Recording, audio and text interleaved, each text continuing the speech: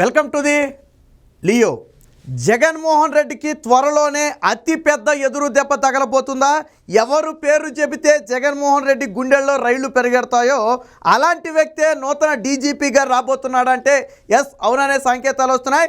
ఇక ఏబి వెంకటేశ్వరరావు అనగానే జగన్మోహన్ రెడ్డి గుర్తొస్తాడు. ఎందుకంటే ఆయన అధికారం చేపట్టిన వెంటనే ఏబి వెంకటేశ్వరరావు మీద కక్ష సాధించడం మొదలుపెట్టారు. వాస్తవానికి మనం గట్టిగా మాట్లాడుకుంటే ఆ రోజు నుంచి ఈ రోజు వరకు అంటే దాదాపు 5 ఏళ్ల పాటు పోస్టింగ్ ఇవ్వలేదు. మధ్యలో సుప్రీంకోర్టు హైకోర్టు ఆదేశాల మేరకు ఏదో స్టేషనరీకి సంబంధించి కమిషనర్గా నియమించినప్పటికీ మళ్ళీ 15 రోజుల్లోనే వేరొక ఆరోపణ చేత మళ్ళీ ఆయన్ని సస్పెండ్ చేయడం జరిగింది. సో ఇక ఈ తలనొప్పి ఎందుకంత అని చెప్పి ఆయన కూడా ఇక చిరాకు వచ్చి నాకు వ్యవసాయం ఉంది, వ్యవసాయం కూడా వచ్చి నేను వ్యవసాయం చేసుకుని అయినా బతుకుతానని చెప్పి ఆయనైతే వెళ్ళిపోవడం జరిగింది. అయితే ప్రస్తుతానికి ఆరోపణలు ఎదుర్కొంటూ సస్పెన్స్లో మాత్రమే ఉన్నారు. బట్ సర్వీస్ నుంచి అయితే ఇంకా తొలగలేదు. ఇప్పుడు తాజాగా వస్తున్న వార్త ఏబి వెంకటేశ్వరరావు కాబోయే డీజీపీ.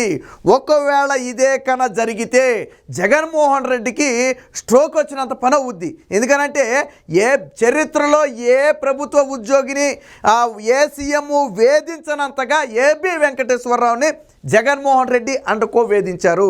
కేవలం జగన్మోహన్ రెడ్డి అంటే ఆయనతో పాటు ఆయనతో చేతులు కలిపిన అధికారులందరూ కూడా సిఎస్ కావచ్చు, డీజీపీ కావచ్చు, వీళ్ళంతా కూడా ఘోరంగా వేధించారు. సరే ఎందుకు వేధించారు అంటే నాడు అధికారంలో ఉన్న సమయంలో తెలుగుదేశం పార్టీకి అనుకూలంగా వ్యవహరించారనేది ఆరోపణ. ఒకవేళ అది అవునా కాదా అనేది పక్కన పెడితే ఏ ప్రభుత్వంలోనైనా కొద్దో గొప్ప అనుకూలంగా వ్యవహరించడం అనేది జరిగేదే. అలాగని చెప్పి పూర్తిగా ఊడిగం చేయడం అనేది ఖచ్చితంగా తప్పు. మరి ఆ లెక్కన మాట్లాడుకుంటే ఈరోజు పోలీస్ శాఖలో ఉన్న వాళ్ళందరూ వైసీపీకి చేస్తున్నది ఏంటి? ఊడిగం కాదా? ఎలక్షన్ కమిషన్ దాదాపు 6 మంది ఐపీఎస్ల పీకి పక్కన ఎందుకు పెట్టింది? రేపో మాపో డీజీపీని ఎందుకు పీకేయబోతుంది? రేపో మాపో సిఎస్ని ఎందుకు పీకేయబోతుంది? అసలు చంద్రబాబు గారి ప్రభుత్వ హయాంలో ఎవరు కూడా కోర్టులో నిలబడి సెక్షన్లు చదివే పరిస్థితి కానీ నాన్ బెయిలబుల్ వారెంట్ తెచ్చుకునే పరిస్థితి కానీ రాలా, కోర్టుల దగ్గర రాలా. మరి వైసీపీ వచ్చిన తర్వాత ప్రతిదీ అదే కదా. కాబట్టి మీరు చేసింది ఏంటి? ఇప్పుడు తెలుగుదేశం పార్టీ, జనసేన, బీజేపీ కూటమిగా ఉన్నాయి, మనందరికీ తెలుసు. ఇక్కడ ఏబి వెంకటేశ్వరరావు డీజీపీ అవుతారు అనడానికి 2 బలమైన కారణాలు ఉన్నాయి. మనకు తెలుస్తున్న సమాచారం ప్రకారం ఈయన్ని డీజీపీగా తీసుకురావడానికి కేంద్ర స్థాయిలో లాబియింగ్ జరుగుతుంది అనేది ప్రధాన వాదన. అంటే ఈ కూటమి ఏదైతే టీడీపీ, జనసేన, బీజేపీ కూటమి ఉందో వీరందరూ కూడా ఇప్పుడున్న పోలీసు వ్యవస్థ డీజీపీగా రాజేంద్రనాథ్ రెడ్డి ఉండి ఆ కిందగాన అధికారులు ఉంటే ఖచ్చితంగా ఎంతమందిని ఎలక్షన్ కమిషన్ మార్చినప్పటికీ ఎన్నికలను ప్రభావితం చేస్తారు. కాబట్టి ఇప్పుడున్నటువంటి డీజీపీ టెంపరీ డీజీపీ. వాస్తవానికి తొలగించడం కష్టం, కానీ ఈయన టెంపరీ డీజీపీ కాబట్టి తొలగించడం ఈజీ. ఎందుకనంటే ఈయనకంటే సీనియారిటీలో 10 మంది ముందున్నారు. ఇలా సీనియారిటీని కన్నా మనం పరిగణలో తీసుకుంటే మొట్టమొదటి వ్యక్తి ఏబి వెంకటేశ్వరరావు. కాబట్టి కూటమి ఎందుకు బలంగా దీని మీద ఒత్తిడి తెస్తుంది అంటే ఎప్పుడైనా కేంద్రం సీనియారిటీని పరిగణలోకి తీసుకుని నియామకాలు చేపడుతుంది. 3 పేర్లు పంపాలంటే ఖచ్చితంగా 3 సీనియర్లు అయి ఉండాలి.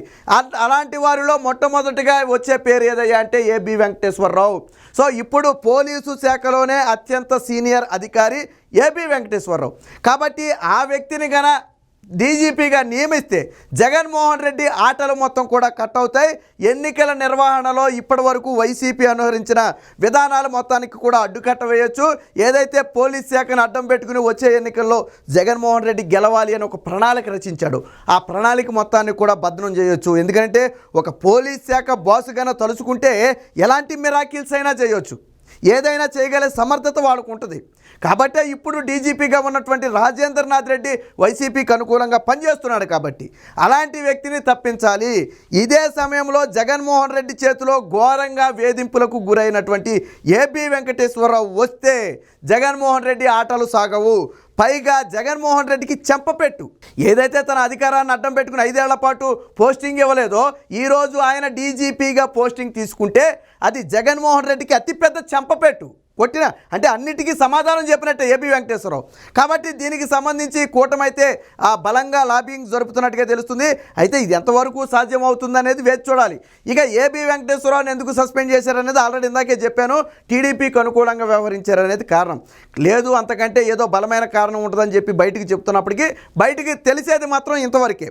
అయితే వాస్తవానికి జగన్మోహన్ రెడ్డి అధికారంలోకి వచ్చే టయానికి 2019 మే 30న ఏసీబీ డైరెక్టర్ డైరెక్టర్గా యాంటీ కరప్షన్ బ్యూరోకి డైరెక్టర్గా ఉన్నటువంటి ఏబి వెంకటేశ్వరరావుని ఫస్ట్ తొలగించింది.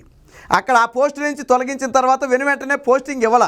మళ్ళీ 2020లో కొన్ని ఆరోపణలు మోపింది. ఏంటంటే ఆయన ఇంటెలిజెన్స్ చీఫ్గా ఉన్నప్పుడు, ఆ నిఘా విభాగానికి అధిపతిగా ఉన్న సమయంలో కొన్ని రక్షణ పరికరాలు కొనుగోలు చేశారు. ఆ రక్షణ పరికరాల కొనుగోలులో కొన్ని అవకతవకలు జరిగాయి. దానికి సంబంధించిన టెక్నాలజీని వేరొక దేశానికి విక్రయించాడనో లేదా వేరొక దేశంతో పంచుకున్నాడనో కొన్ని ఎలిగేషన్స్ చేశారు. అలాగే కొనుగోలులో ఆర్థిక లావాదేవీల వ్యవహారంలో కూడా కొన్ని అక్రమాలు జరిగాయనేది వీళ్ళ ఆరోపణ. కేవలం ఆరోపణ మాత్రమే. 5 ఏళ్లుగా ప్రభుత్వం దాన్ని ఎక్కడ నిరూపించలా. ఎందుకు నిరూపించలేదని నేను అన్నానంటే, ఈయన తనను అక్రమంగా వేధిస్తున్నారని హైకోర్టుకు వెళ్తే, ట్రిబ్యునల్స్కి వెళితే, సుప్రీంకోర్టుకు వెళితే ప్రతి చోట ఈయనకు అనుకూలంగానే వచ్చింది. ఇది ప్రభుత్వ వేధింపులాగా కనపడుతుంది.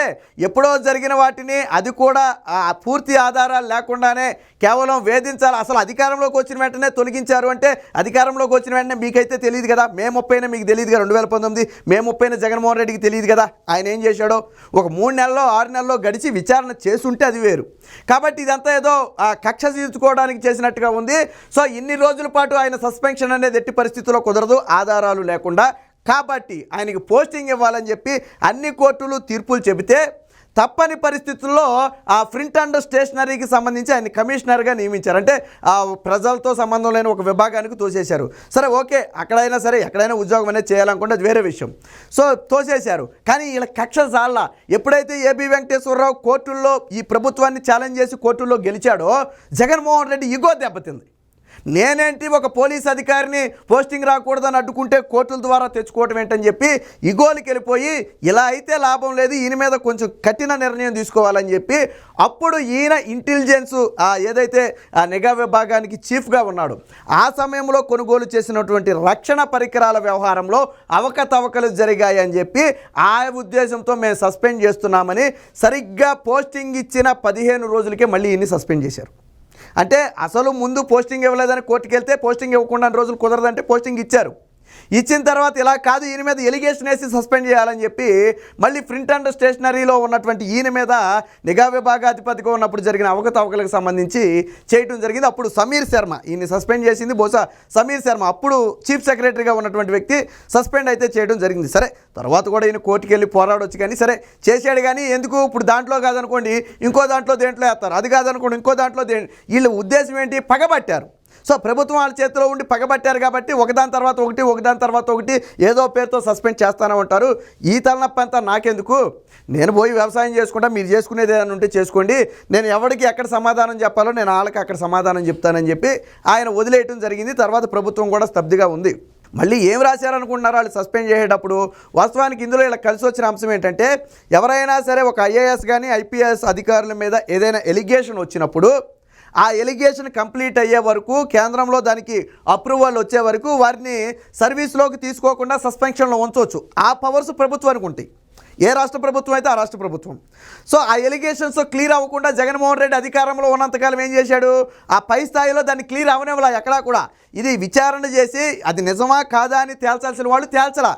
అది అలాగే ఉండిపోయింది, జగన్మోహన్ రెడ్డి కేసులాగా అలాగే ఉండిపోయింది. దాంతో ఏమైంది, అది తేలకుండా పోస్టింగ్ ఎవరు, అది తేలితేనే పోస్టింగ్ ఇస్తారు, అవునా కాదనే తేలితేనే. అప్పటి వరకు రాష్ట్ర ప్రభుత్వానికి ఆ అధికారం ఉంది. దీంట్లో కోర్టులు కూడా జోక్యం చేసుకోలేవు. ఎందుకంటే ఒక ఎలిగేషన్ వచ్చినప్పుడు అది నిజమా కాదా అని తేల్చాల్సిన బాధ్యత ఉంటుంది. అది తేలే వరకు సస్పెన్షన్లో పెట్టే అధికారం ప్రభుత్వానికి ఉంటుంది. అక్కడ అది తేలనెవరో, ఇక్కడ వీళ్ళు పోస్టింగ్ ఎవరు. సో ఈ ఉద్దేశంతోనే ఈయన్ని వేధించారు. బట్ ఇప్పుడు ఆయనకి తిరిగి పోస్టింగ్ ఇచ్చే ఛాన్స్ ఉంది. ఎందుకంటే ఆల్రెడీ కేంద్రంలో బీజేపీ ఉంది. బీజేపీ కన్నా తలుచుకుంటే అదేమీ పెద్ద పని కాదు. అందులోనూ ఈయన మీద ఆరోపణలు ఏమీ నిరూపించబడలేదు. కోర్టులు కూడా గతంలోనే పోస్టింగ్ ఇవ్వాలని చెప్పాయి కాబట్టి ఇవన్నీ అనుకూలంగా ఉన్నాయి. కాబట్టి ఇప్పుడు ఏబి వెంకటేశ్వరరావుని ఎన్నికల సమయంలో డీజీపీగా పెడితే ఖచ్చితంగా ఎన్నికలను సమర్థవంతంగా ఎదుర్కోవచ్చు, జగన్మోహన్ రెడ్డి అరాచకాలకు చెక్ పెట్టవచ్చు అనే ఒక ఉద్దేశంతో బలమైన లాబింగ్ ఢిల్లీ స్థాయిలో జరుగుతుందని చెప్పి అయితే తెలుస్తుంది. ఢిల్లీ స్థాయిలో తలుచుకుంటే సాధ్యం కాంతి ఏది ఉండదు. ఎందుకంటే రూల్స్ ప్రకారం ఇందులో ఏమీ అమాంతం తీసుకొచ్చేసి కూటమాల చేతిలో ఉంది కదా అని చెప్పి కూర్చోబెట్టట్లా. సీనియారిటీలో ఫస్ట్ ఉంది ఆయనే. డీజీపీగా పదవి పొందే అర్హత ఉన్నటువంటి మొట్టమొదటి వ్యక్తి ఏబి వెంకటేశ్వరరావు. కాబట్టి ఆయన గన కేసును క్లియర్ చేసి కేంద్రంగానే మీరు టెంపరీ డీజీపీ కుదరదు, రెగ్యులర్ డీజీపీ మీకు వెయ్యాలని చెప్పి పట్టుబడితే, ఎలక్షన్ కమిషన్ పట్టుబడితే ఖచ్చితంగా ఏబీ వెంకటేశ్వరరావు వచ్చే అవకాశం ఉంది. ఆ ఎలిగేషన్స్ మొత్తం కూడా కేంద్రం కొట్టేసే అవకాశం ఉంది. ఎందుకంటే ఏమీ తేల్చలేదు అందులో, కాబట్టి ఎలిగేషన్స్ కొట్టేసే అవకాశం ఉంది. వెంటనే డీజీపీగా ఛార్జ్ చేసుకునే అవకాశం ఉంది. అదే కనుక జరిగితే మాత్రం ఇక జగన్మోహన్ రెడ్డికి నిద్రలేని రాత్రులే అని చెప్పొచ్చు. ఇప్పటి వరకు జగన్మోహన్ రెడ్డి ప్రశాంతంగా పడుకున్నాడు అంటే కేవలం పోలీస్ శాఖ వాళ్ళే. వాళ్ళు ఉన్నారు కాబట్టి ఏదైనా చేయగలడు. కాబట్టి చివరికి చంద్రబాబు గారి లాంటి వ్యక్తి మీద మర్డర్ అటెంప్ట్ కేసు పెట్టగలిగిన వ్యక్తి జగన్మోహన్ రెడ్డి.